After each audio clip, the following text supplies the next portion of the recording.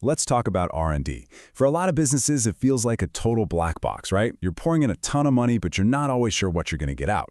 So what if you could change that? What if you could turn all that uncertainty into a clear, powerful engine for growth? Well, today, we're going to build the blueprint to do exactly that.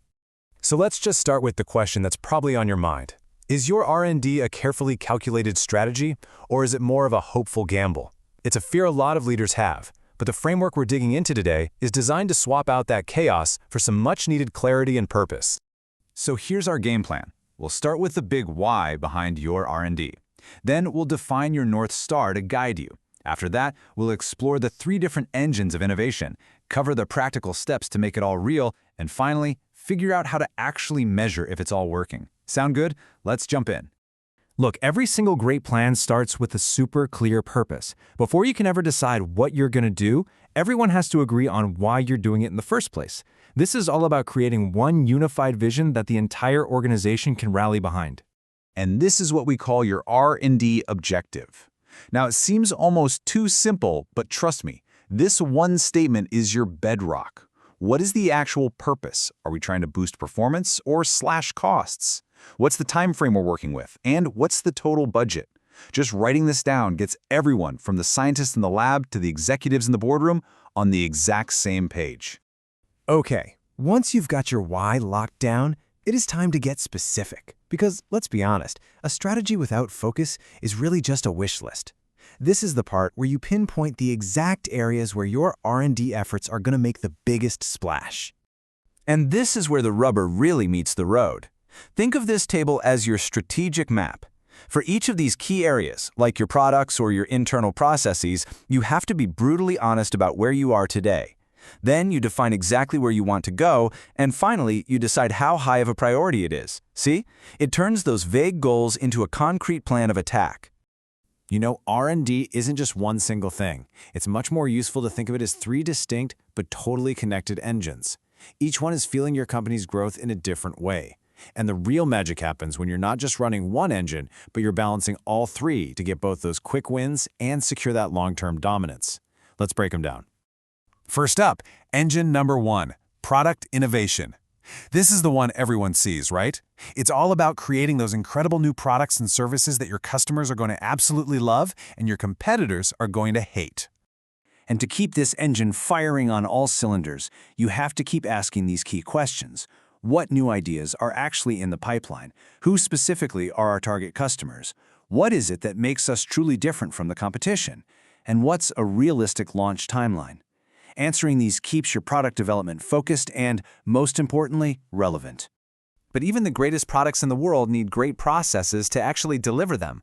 And that brings us to our second engine, process improvement. This is your internal-facing engine. It's all about making your business run smarter, faster, and way more efficiently. This is how you win behind the scenes. Here's how you tackle this systematically. You look at a specific area, like your manufacturing line.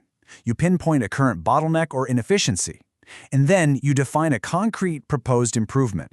And this isn't just about saving a few bucks. It's about building a stronger, more resilient operation from the inside out. Our third and final engine is technology advancement. Now think of this one as your long-range radar. It's constantly scanning the horizon for those truly game-changing technologies that will give you a massive, durable, competitive advantage for years to come.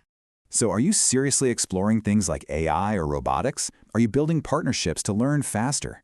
This engine forces you to look at emerging tech, figure out how ready it really is, and then predict the impact it's going to have.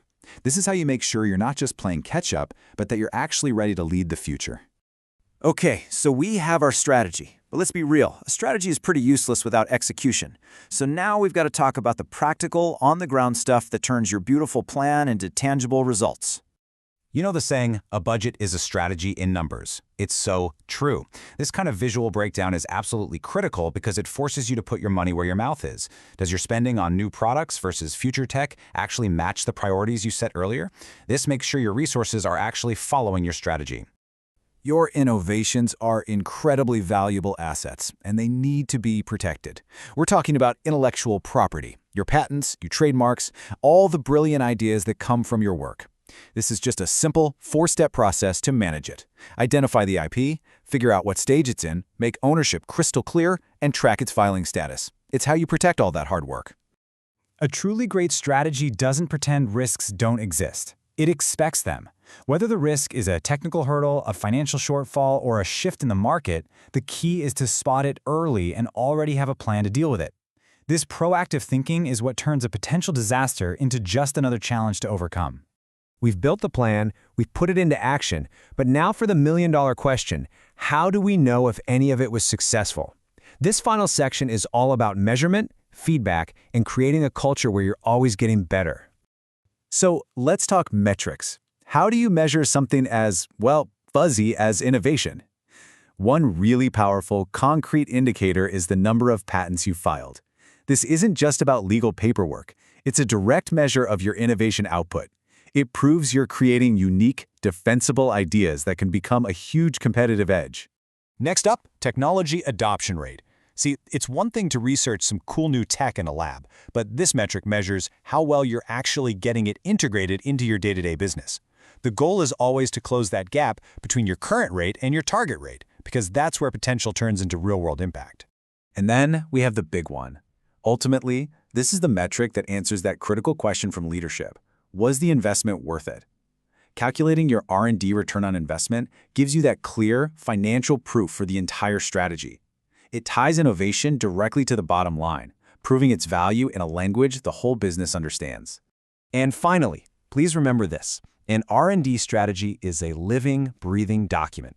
This cycle, quarterly reviews, getting feedback from different teams, integrating that feedback, and tweaking the strategy is what ensures your plan stays agile, relevant, and effective over time. So we'll end with this. This one powerful question is the ultimate litmus test for everything we've talked about today. If you can confidently answer yes to this, then you haven't just created a plan. You've successfully transformed your R&D from a gamble into your company's most powerful strategic advantage. Thanks for tuning in.